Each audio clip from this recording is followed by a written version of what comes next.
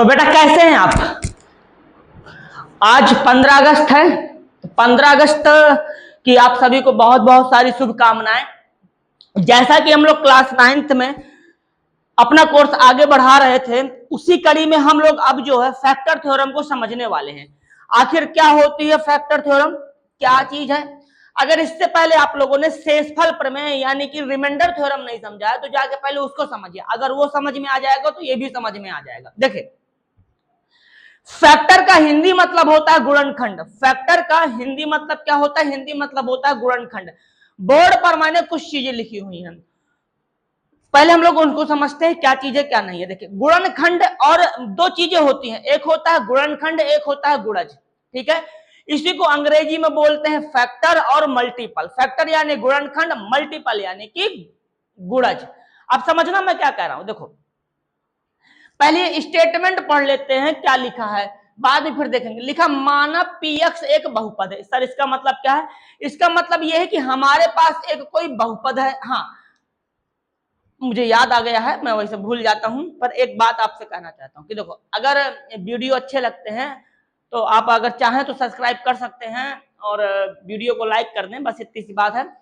मेरी साथ पढ़ते पढ़ते आप भावनाओं में खो जाते हैं, आप इसको सब्सक्राइब नहीं करते, तो अगर लगे सब्सक्राइब करना तो कर दीजिए। चलिए आगे बढ़ते हैं। माना px एक बहुपद है। क्या है बेटा? बहुपद। हमारे पास एक बहुपद दिया हुआ है। हमें क्या है बेटा? हमारे पास एक बहुपद है। समझ गए? तो बहुपद तो कोई भी हो सकता है। हाँ, कोई भी बहुपद हो सकता है। ठीक है, माना px एक बहुपद है जिसकी घात एक से बड़ी अथवा एक के बराबर है। यानी कि जो बहुपद है वो कैसा होना चाहिए? कम से कम रैखिक होना चाहिए।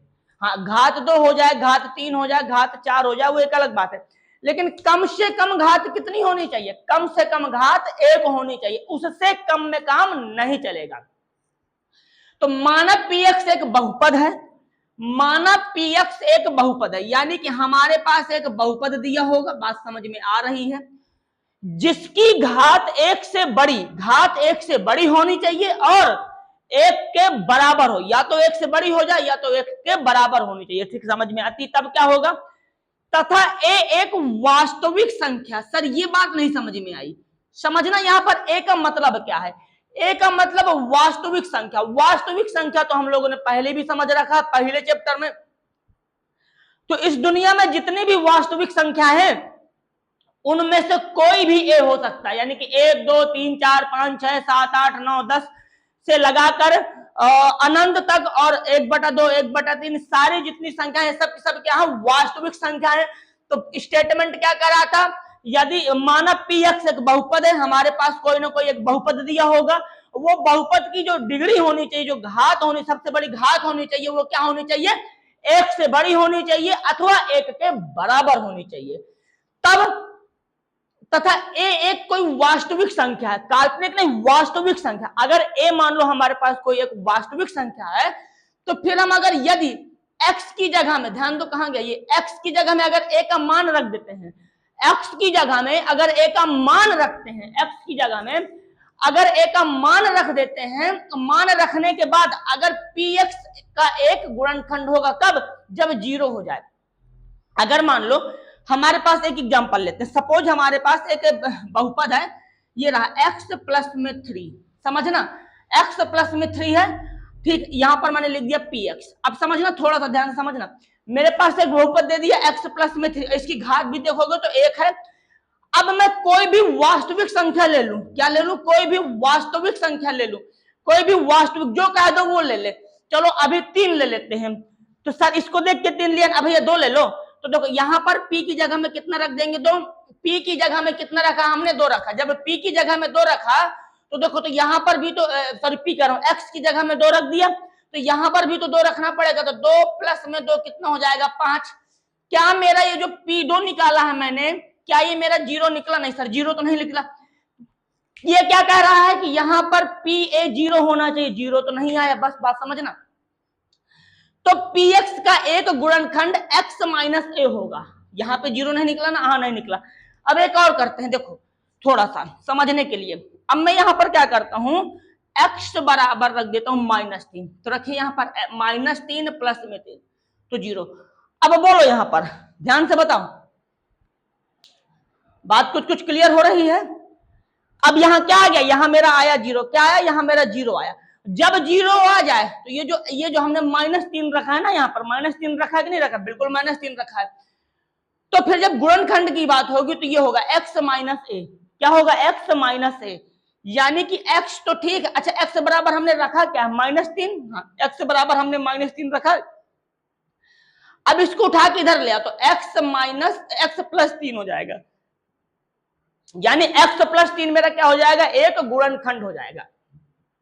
समझ गए हो सकता है थोड़ा कम समझ में आया हो, तो जब एक दो सवाल और हल कर लेंगे तो आपको और समझ में आ जाएगा। ठीक है, तो कहने का मतलब क्या था, हमें एक बहुपद दिया होगा, ठीक है, उस बहुपद में एक ही जगह हम कोई भी वास्तविक संख्या रखेंगे। अगर वास्तविक संख्या रखने के बाद, अगर वास्तविक संख्या रखने के बाद जीरो आ जाता है तो फिर क्या होगा, यानी कि अगर जीरो आ गया, हमारा जीरो आया, तो फिर क्या होगा कि जो x माइनस ए है वो हो जाएगा गुणनखंड। x माइनस ए क्या हो जाएगा, गुणनखंड। बताइए कोई समस्या नहीं सर, कोई समस्या नहीं। आगे देखना, यहां पर और लिखा, यदि px एक गुणनखंड है, मान लीजिए px एक, यदि px का एक गुणनखंड x माइनस ए है तो pa 0 हो जाएगा। अगर गुणनखंड है, अगर गुणनखंड है तो अगर हम उसमें वैल्यू पुट करेंगे तो कितना हो जाएगा, 0 हो जाएगा। मुझे पता है समझ में कम आया होगा, मैं भी बात को मानता हूं। बस 2 से 3 सवाल करने दीजिए, इस कथन को जब दोबारा पढ़ेंगे तो 100% गारंटी मेरी है कि आपको समझ में आएगा। ठीक है, चलिए आगे बढ़ते हैं। इसको भी लिखा रहने देते, देखो यहां पर लिखा हुआ है, ध्यान से समझना। लिखा है क्या x माइनस 2, क्या x प्लस 2, क्या x प्लस 2, x प्लस 2 गुणनखंड है। पूछ रहा है क्या x प्लस 2 गुणनखंड है। हाँ, किसका, ये नीचे वाला लिखा है, ये नीचे वाला लिखा है।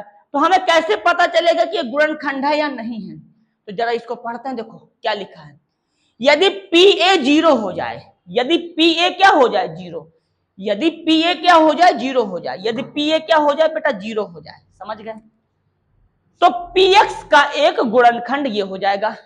ठीक है, समझते हैं बात को। तो देखो कैसे चेक करेंगे। सबसे पहली बात, जो हमको दिया हुआ है, लिखा है क्या x प्लस 2 एक गुणनखंड है, यानी कि x प्लस 2 हमसे पूछ रहा है। बिल्कुल सही बात है, x प्लस 2 हमसे पूछ रहा है। इसको पूछ रहा है ना कि गुणनखंड है कि नहीं, हाँ इसी को पूछ रहा है। अब समझना, एक हमें ये दिया हुआ है, तो देखो समझना, बड़े वाले को, एक होता है बड़ा वाला, एक होता है छोटा वाला। तो ये अभी हमारा छोटा है और ये हमारा बड़ा है। सर कैसे पता चलेंगे, कोई भी मान रख लो x का, वहां से हल करके पता चल जाएगा। देखना, तो फिलहाल हम क्या करते हैं, हमें एक बहुपद दिया है px, ये है, इसको लिखेंगे px। एक समझते जाना, एक बहुपद दिया है हमको px, ठीक है। px है कितना हमारे पास, ये लिखा है x की पावर में 3, x की पावर में 3 प्लस 3x का स्क्वायर प्लस 5x प्लस में 6, ये हमको बहुपद दिया हुआ है। हाँ सर, बात समझ में आ गई। जब ये हमको बहुपद दे दिया है बेटा, तो अब ध्यान से समझना, अब क्या करेंगे हम लोग। एक हमको जिसके लिए पूछा है कि ये गुणनखंड है या नहीं, हमसे पूछा है कि गुणनखंड है या नहीं, ये तो ये भी एक बहुपद ही तो है, तो इस बहुपद को भी लिख लेते हैं हम लोग, कुछ भी gx लिख लो, क्योंकि है तो यही। gx बराबर कितना, x प्लस में 2, gx कितना है, x प्लस में 2, gx कितना है, x प्लस में 2। अब समझना, अब हम क्या करेंगे, यहां से इसका x बराबर निकालेंगे, तो इसको 0 के बराबर करना पड़ेगा। किसके बराबर करना पड़ेगा, 0 के बराबर करना पड़ेगा, इसको 0 के बराबर करना पड़ेगा।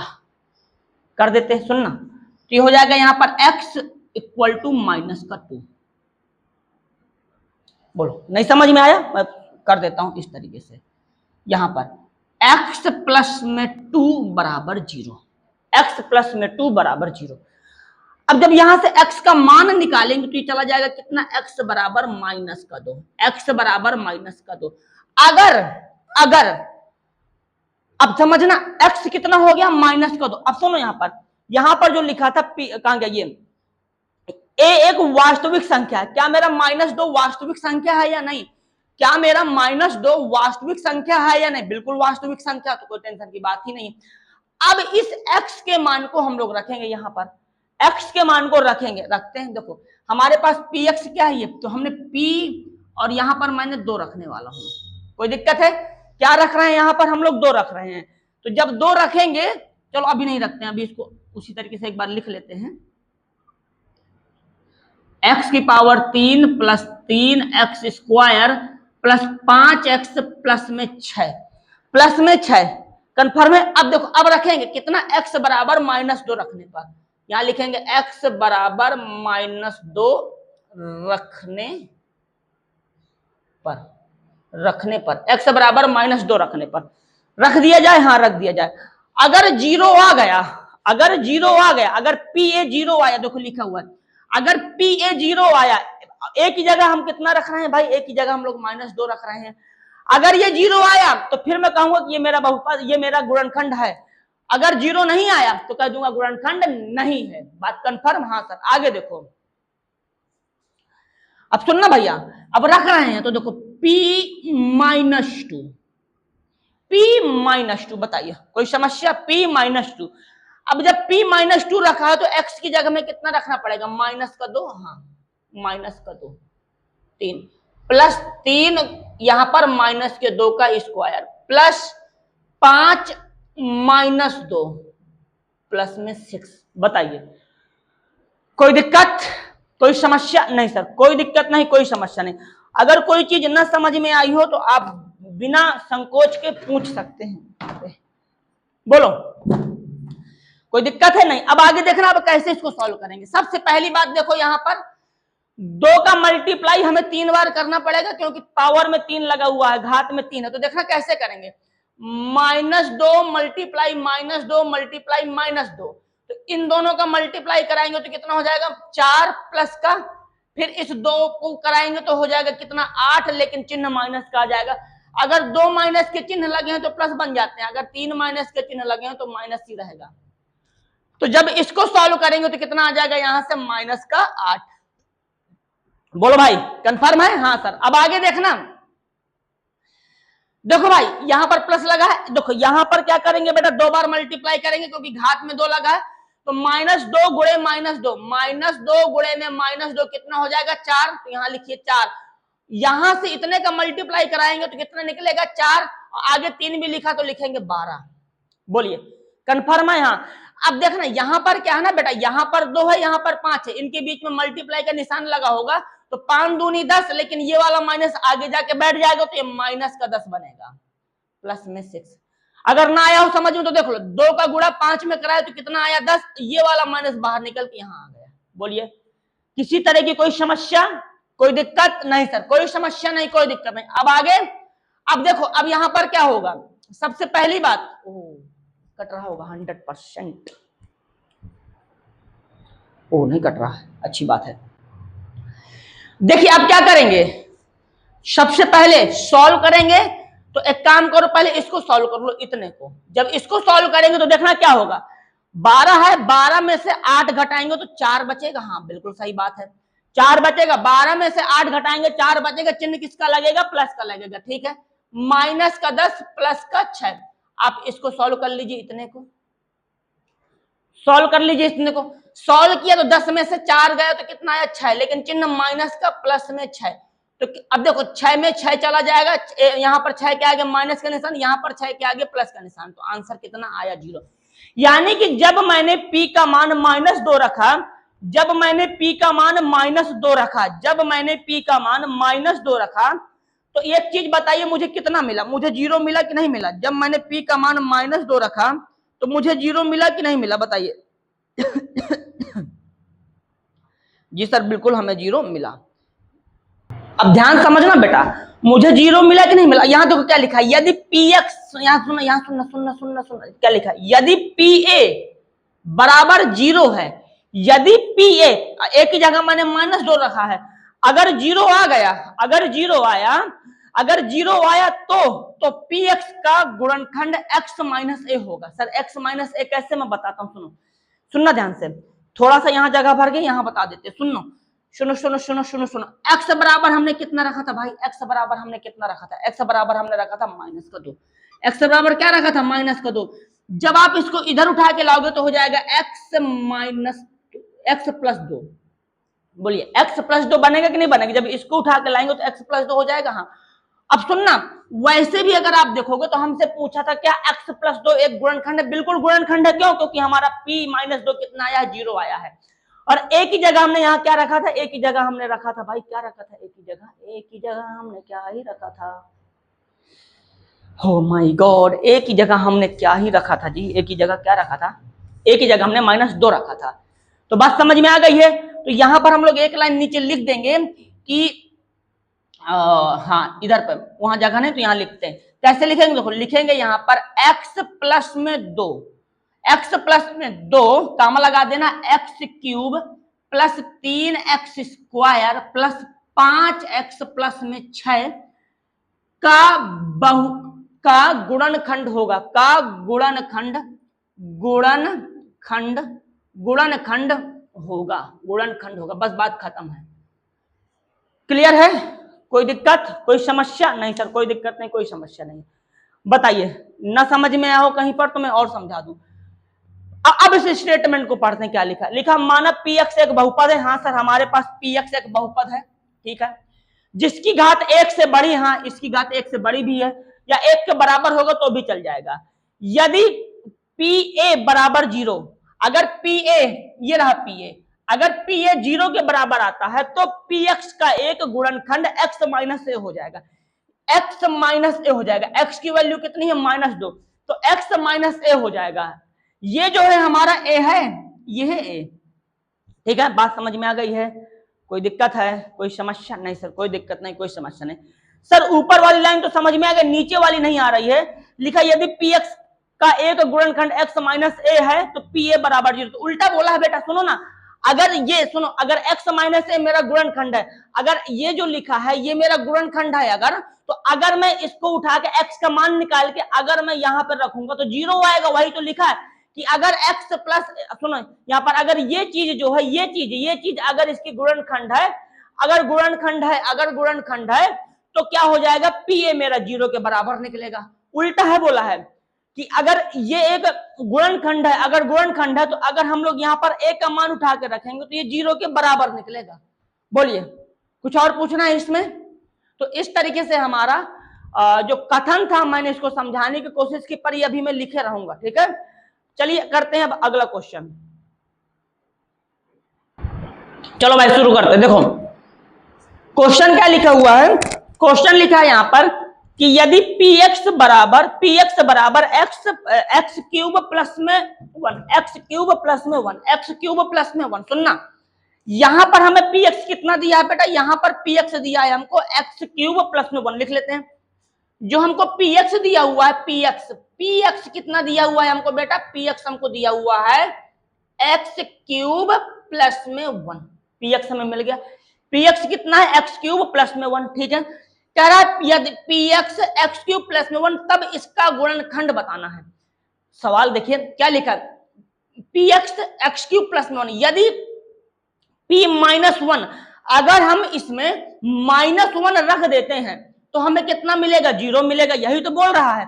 अगर हम इस x की जगह में -1 रख देंगे तो हमें क्या मिलेगा? 0 मिलेगा। और रख के चेक भी कर लो अगर विश्वास ना हो तो। अगर हम इसकी जगह में 0 रख देते हैं, 0, अगर 0 रख दिया तो काम खत्म हो जाएगा। अगर 0 रख दिया तो काम क्या हो जाएगा? खत्म हो जाएगा।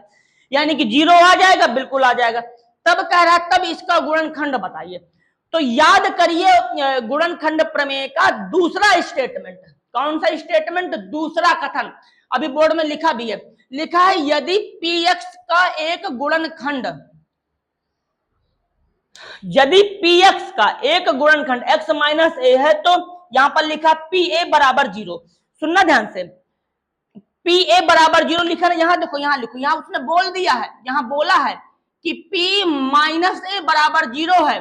p माइनस ए बराबर क्या है? 0 है। p माइनस 1 बराबर 0, p माइनस 1 बराबर 0 दिया हुआ है। तो भैया उसको पहले पकड़ के लाओ। यहां पर देखो क्या लिखा है, यहां पर लिखा p, चल जा जी, p -1 बराबर में 0 है कि नहीं है? हाँ है। ये है ना? तो अब समझना ध्यान से, ध्यान समझो। सॉरी मैंने इसको बोल दिया, ये वाला है। ये 0 है कि नहीं? तो क्या होगा? px का एक गुणनखंड x माइनस ए होगा। गुणनखंड क्या होगा? x। ये सेकंड से नहीं पहले से है, वो मैं गलती से बोल गया हूं। गुणनखंड क्या हो जाएगा x माइनस ए, गुणनखंड क्या हो जाएगा x माइनस ए। तो सुनना, जो गुणनखंड होगा हमारा, गुणनखंड गुणनखंड क्या हो जाएगा x माइनस ए। तो गुणनखंड जो होगा हमारा, गुणनखंड गुणनखंड गुणनखंड गुणनखंड क्या हो जाएगा x माइनस ए, x माइनस में ए, x माइनस में ए। तो x तो ठीक है, माइनस भी ठीक है, और x माइनस ए, तो a की वैल्यू यहां पर कितना दिया भैया, ये है a की वैल्यू। a की वैल्यू कितना, -1 है ना। अब यहां समझना, तो ब्रैकेट लगाओ, ये रखो -1 रख दिया। हाँ, अब जब ब्रैकेट खुलेगा तो ये वाला माइनस प्लस हो जाएगा, तो हो जाएगा x प्लस में 1, यानी कि हमारा इसका गुणनखंड कितना बनेगा, x प्लस में 1। गुणनखंड कितना बनेगा, x प्लस में 1। लेकिन ये कब होगा, याद रखिएगा, जब हम जो है, जब हमें 0 मिला हो, जब हमें a रखने पर 0 मिल जाएगा, तब ये बनेगा इसका गुणनखंड। बताइए, कुछ और पूछना है इसमें? नहीं सर, कुछ नहीं पूछना है। अच्छी बात है सर, आपने पहला स्टेटमेंट तो समझा दिया है, लेकिन दूसरे के बारे में आपने कुछ नहीं बताया है। ठीक है, तो दूसरा स्टेटमेंट क्या कहता है, ध्यान से समझना। वो ये कह रहा है, यदि px का एक गुणनखंड x माइनस ए है, अगर x माइनस ए है, समझना, अभी यहां पर अगर देखोगे तो ये क्या है, गुणनखंड है ना, ये x माइनस ए है, हाँ है, तो pa 0 निकलेगा। मतलब उल्टा कहता है कि अगर ये गुणनखंड है तो pa का मान क्या हो जाएगा, 0 हो जाएगा। अगर ये गुणनखंड है तो pa का मान क्या होगा, 0 होगा। पहला वाला कहता है कि अगर 0 है तो गुणनखंड हो जाएगा x माइनस, अगर ये कहता है कि अगर x माइनस ए गुणनखंड है तो pa 0 हो जाएगा। दोनों एक दूसरे के उल्टा कहते हैं। कंफर्म है? हाँ सर। तो चलिए अब आगे के सवाल करते हैं। यहां पर हमने कुछ क्वेश्चंस लिए हैं, हमें बस इसको केवल सॉल्व करना है। अगर आपसे आते हैं तो आप कर लीजिए, नहीं मैं करा रहा हूं। देखो लिखा हुआ, जांच करें, क्या करना है, जांच करें कि x प्लस 1 किसका गुणनखंड है। तो सिंपल सी बात है, इसका कुछ नाम दे दो, इसका कुछ नाम दे दो, बहुपद का नाम तो रखना ही पड़ता है। तो देखो पहला क्वेश्चन सॉल्व करते हैं, यहीं से शुरू कर देते हैं, क्या दिक्कत है। जब हमने यहाँ पर पहला क्वेश्चन लिखा, बेटा देखना ध्यान से, पहला क्वेश्चन हमारे पास क्या है, लिखा हुआ है एक्स क्यूब प्लस में एक्स का स्क्वायर प्लस एक्स प्लस में 1। ठीक है, तो इसको हम लोग बोल देते हैं पी एक्स, क्योंकि एक्स के टर्म में है, तो ये हमारा पी एक्स मिल गया हमें कितना, एक्स क्यूब प्लस में एक्स स्क्वायर प्लस में एक्स प्लस में 1। अब हमारे पास ये दिया हुआ, इसको बोल देते हैं जी एक्स। ये भी हमारा क्या है बेटा, ये भी हमारा बहुपद है, तो इसको बोल देते हैं जी एक्स। ये हो जाएगा x प्लस में 1। कोई दिक्कत है? नहीं सर, कोई दिक्कत नहीं है। अब समझना, अब क्या करेंगे, सबसे पहली बात क्या करेंगे जी, हाँ, सबसे पहला काम होगा हमारा, यहां से हमें x निकालना। क्या निकालना? x निकालना। अच्छा, इन तुमको क्या लगता है, इन सब में हमारा जो है बड़ा बहुपद कौन है? बड़ा बहुपद हमारा ये है, छोटा बहुपद हमारा ये है। कैसे पता चलते हैं बेटा, x का मान रख लो, यहाँ पर x बराबर 1 रखो, तो यहां से कितना निकलेगा 2। जब यहाँ x बराबर 1 रखोगे तो यहाँ 1, यहाँ 1, यहाँ 1, यहाँ 1 जोड़ दोगे तो ये बड़ा निकल आएगा। बात समझ में आ गई है? हाँ आ गई है। आगे बढ़ते हैं। देखिए अब क्या करेंगे, सबसे पहले इस gx को 0 करेंगे। जैसे ही 0 करेंगे तो x का मान निकल आएगा। हाँ, तो यहां करते हैं, सबसे पहले x प्लस में 1 बराबर 0, x बराबर -1। x बराबर कितना आया? -1। अब x बराबर -1 को उठाकर कहां रखेंगे? px में। बात समझ में आ गई है? px में रख देंगे। ठीक है, रख देते हैं।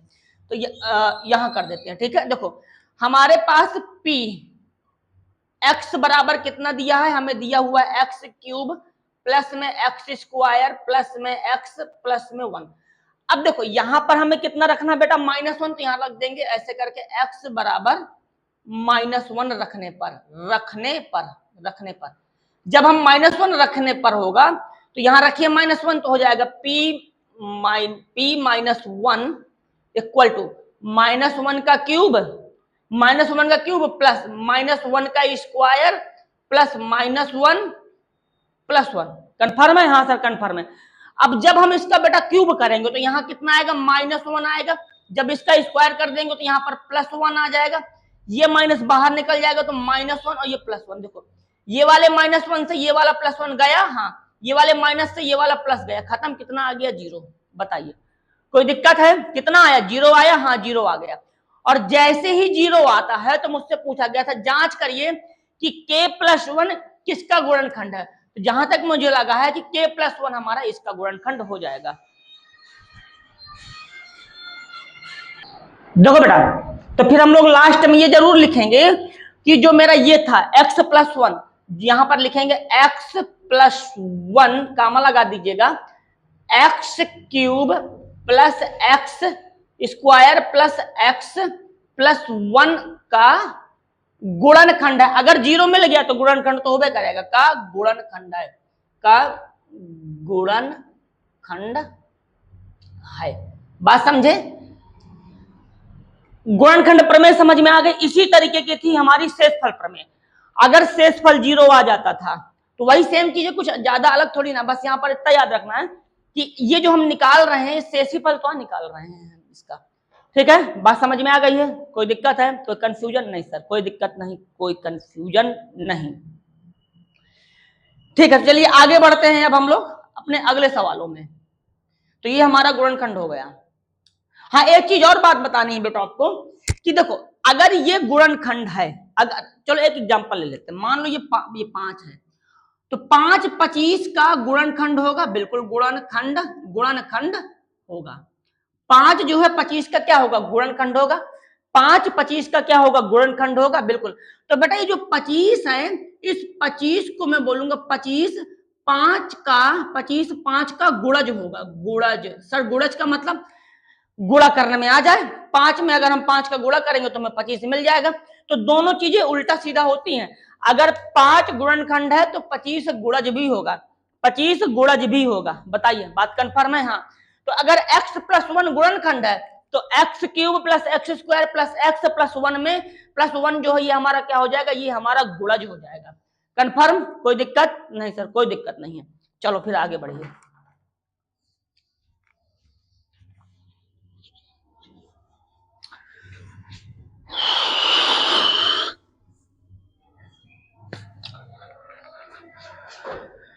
क्वेश्चन नंबर सेकंड देखो, सेकंड लिखा हुआ है यहां पर px इक्वल टू x की पावर में 4 plus x³ plus x² plus में x प्लस में 1, ये लिखा हुआ है। इसी का पूछ रहा है तो इसको पहले 0 के बराबर कर दो, इसका नाम रख देते हैं gx।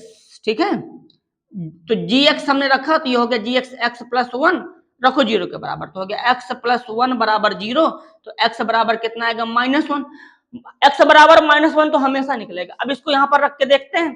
तो देखो यहां पर जैसे ही मैंने रखा, लिखेंगे यहां पर x बराबर -1 रखने पर तो रखिए, रखने पर रखो यहां पर। तो देखो ये हो जाएगा p-1, ये हो जाएगा यहाँ पर -1 का पावर 4 प्लस -1 की पावर में 3 प्लस -1 की पावर में 2 प्लस -1 ये कहानी। बोलिए, बात कंफर्म है? कोई दिक्कत नहीं सर, कोई दिक्कत नहीं। अब देखना अब क्या होगा। देखो सबसे पहली बात देखना, अगर यहां पर देखो -1 मैंने रखा है तो इसके ऊपर 4 है, अगर मैं 4 बार इसका गुणा कराऊंगा तो कितना आ जाएगा? 1 आ जाएगा। सर कैसे पता? देखो अगर यहां पर विषम संख्या लिखी होती है तो पावर माइनस में आती है, अगर सम संख्या लिखी होती है तो पावर प्लस में आती है, तो मतलब ये प्लस में आएगा। अगर सम लिखा है तो प्लस में आएगा, अगर माइनस लिखा, अगर वो क्या नाम है विषम लिखा है तो माइनस में आएगा। लेकिन ये तभी करना जब नीचे 1 हो, -1। तो यहां पर आ जाएगा मेरा 1। अब देखो यहां पर क्या है? विषम संख्या लिखी है ना? हाँ सर। तो जब इसका हम लोग क्यूब करेंगे यहाँ कितना निकलेगा? -1, और वही माइनस यहाँ जाके बैठेगा तो -1 यहाँ हो जाएगा, और ये प्लस निकलेगा ना पूरा प्लस का, तो ये प्लस बना रहेगा, यहाँ पर ये 1 आ जाएगा, फिर ये वाला माइनस बाहर निकलेगा तो -1 + 1। बताइए, कंफर्म है? हाँ सर। अगर जिसको ये ना चीज समझ में आई तो मैं करके बता दूं। देखो -1 मल्टीप्लाई -1 मल्टीप्लाई -1 मल्टीप्लाई -1, इन दोनों का मल्टीप्लाई करोगे तो 1 आएगा, फिर इन दोनों का मल्टीप्लाई करोगे तो 1 आएगा, और 1 का मल्टीप्लाई 1 आएगा। तो वही तो मैंने बताया कि अगर विषम संख्या में होते हैं 1 2 3 4 तो प्लस का निशान आता है, अगर विषम संख्या में होते हैं तो माइनस का निशान आता है। कंफर्म? हाँ सर। अब देखो, अब देखते हैं कि गुणनखंड है कि नहीं है। देखो ये वाले -1 से ये वाला प्लस 1 कैंसिल, ये वाले माइनस से ये वाला भी कैंसिल, तो यहाँ पर आंसर कितना आया? 1। यानी यहां पर शेषफल कितना बच गया? शेषफल यहां पर बच गया हमारा 1। बताइए, कोई कंफ्यूजन? नहीं सर, कोई कंफ्यूजन नहीं। 4 ये खिया तो काट बेटा ने तबट्टाना। यहां से कितना निकला, यहां से निकला हमारा प्लस का, यहां से निकला हमारा माइनस का, यहां से निकला हमारा प्लस का, ये माइनस सही है। तो ये माइनस ये वाले माइनस से ये वाला प्लस गए, एक आया। तो अब ये जो होगा बेटा हमारा x plus one, x plus one हमारा इसका गुणनखंड नहीं होगा, बस इतनी सी बात है। तो यहां लिखेंगे इस तरीके से x प्लस में वन कामा x की पावर 4 प्लस x की पावर में 3 प्लस x स्क्वायर प्लस में x प्लस में 1 गुणनखंड नहीं है, का गुणनखंड गुणनखंड नहीं है, गुणनखंड नहीं है, गुणनखंड नहीं है। बताइए, इतनी सी बात क्लियर है? तो ये क्या हो जाएगा, ये हमारा गुणनखंड नहीं होगा। कंफर्म? कोई दिक्कत नहीं सर, कोई दिक्कत नहीं। चलिए आगे बढ़ते हैं। अब हमारा क्वेश्चन नंबर आता है थर्ड, उसको भी सॉल्व करते हैं। इसको हटाते हैं।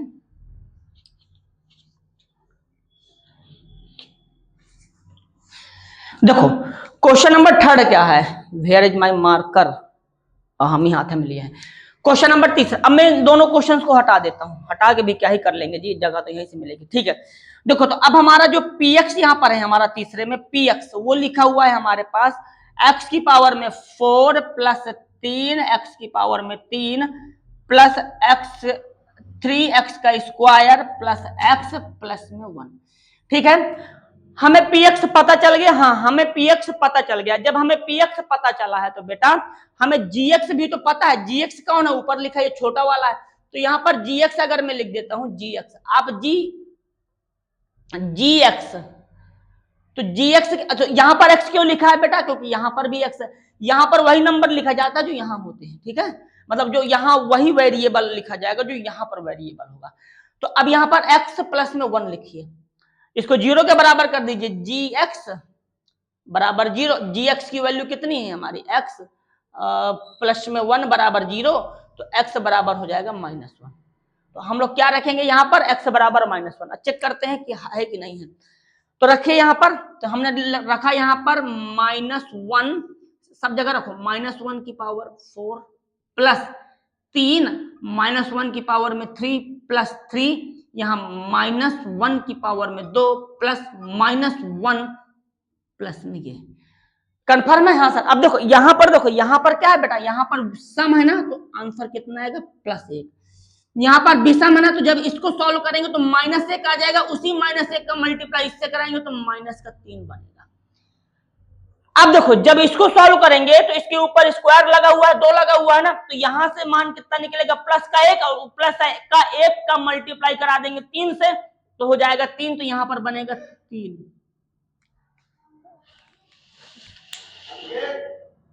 चलो देखो, कुछ लोग मिलने आ गए थे। देखो हाँ, आगे बढ़ते। देखो तो ये जो है, एक तो लाइट बहुत परेशान की। देखो इधर ये क्या हो जाएगा, यहाँ पर सम संख्या ना, तो निकालेंगे तो यहाँ पर 1 आ जाएगा। यहाँ पर देखो ये क्या हो जाएगा, ये विषम हो जाएगा, तो ये वाला माइनस अंदर चला जाएगा। ये क्या हो जाएगा, यहाँ पर सम हो जाएगा, यानी कि सम संख्या है, इसकी घात में सम है ना, तो यहाँ से 1 निकलेगा 3, तो ये 3 हो जाएगा। देखो यहाँ पर क्या होगा, ये वाला माइनस बाहर निकलेगा, तो हो जाएगा -1 प्लस 1, -1 प्लस 1, -1 प्लस 1। कंफर्म है? कोई दिक्कत है? नहीं सर, कोई दिक्कत नहीं। आगे बढ़िए। अब क्या होगा, ध्यान से समझना बेटा। देखो, अरे यार परछाई, अब ठीक है। देखो ये 3 से ये -3 कैंसिल, हाँ कैंसिल कर दो, हो गया।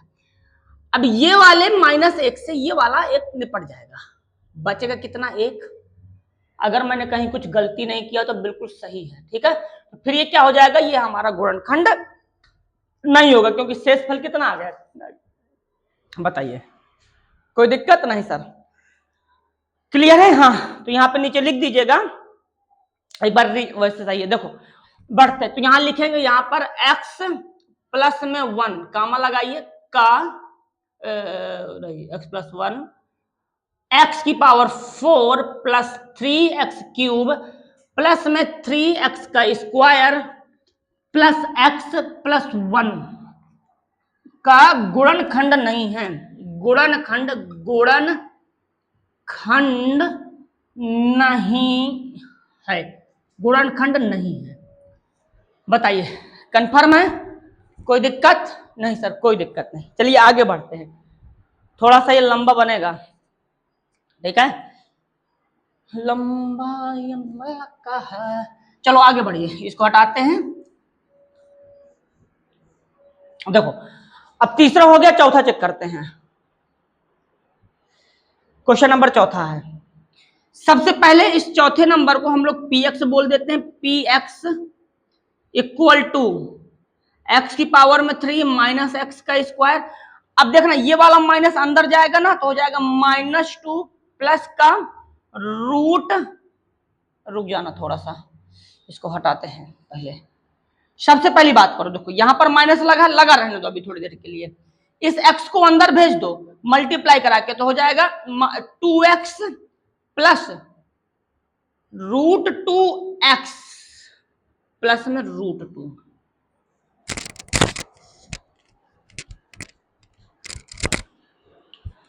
कंफर्म है? हाँ सर कंफर्म है, कुछ नहीं किया, केवल इस x को अंदर है भेजा है मल्टीप्लाई। अब इस माइनस चिन्ह को भी अंदर कर देंगे, तो देखना क्या हो जाएगा। अभी P x x cube minus x square अंदर जाएगा तो -2x माइनस √2x प्लस में √2। क्लियर है? क्लियर है। क्लियर है कि क्लीन है? क्लियर है, ओके। अब इसमें x का मान रख दीजिए, तो जब x का मान रखेंगे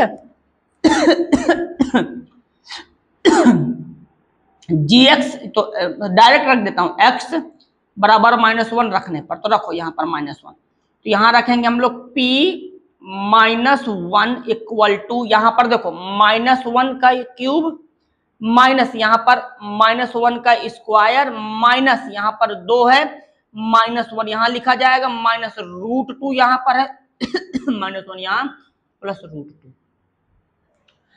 ठीक है भाई, कोई दिक्कत, कोई समस्या नहीं।